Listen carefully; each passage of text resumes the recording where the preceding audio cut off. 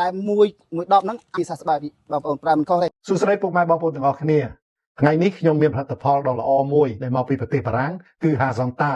ដែលមានប្រសិទ្ធភាពខ្ពស់ក្នុងការព្យាបាលជំងឺរលាកសរសៃលើសជាតិអាស៊ីតនិងឈឺសន្លាក់ដោយបងប្អូនដែលមានអាការៈដូចជាហើមតាម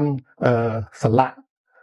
ចុករយហើយក្តៅក្រហល់ក្រហាយបាតជើងឈឺចង្កេះឈឺដៃឈឺនេះបោះដៃផុតអីជាដើមពិបាកលើកដៃពិបាកងើបអង្គុយហើយពិបាកងើបអីនឹងជាដើមសូមងាកមកប្រើហាសង់តានេះដែលជាផលិតផលមកពីប្រទេសបារាំងពិតជាមានប្រសិទ្ធភាពខ្ពស់រយៈពេលតែ3ទៅមួយសប្តាហ៍នឹងឃើញប្រសិទ្ធភាពជាមិនខាននោះទេជំងឺរបស់ខ្ញុំគឺឈឺចង្កេះឈឺចុកចាំងខ្នងហើយក្បាលជង្គង់ហើយបន្ទាប់ទៀតគឺកលៈស្មានេះគឺឈឺខ្លាំងមែនតើលើតែអត់រួចទេបាទឈឺខ្លាំងពេលដេកអីគឺអូពិបាកងើបពិបាកប្រែខ្លួនណាចុករយដល់ពេលខ្ញុំបានហូបហាសង់តាទៅគឺ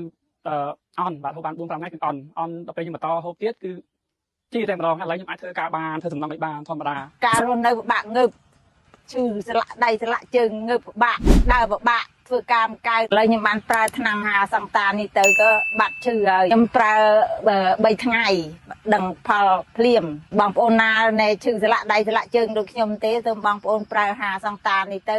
ប្រកែណាស់ប្រើឲ្យស្រួលដើរទៅបាត់ឈឺដៃឈឺជើងឆ្លាស់ធ្វើការបានស្រួល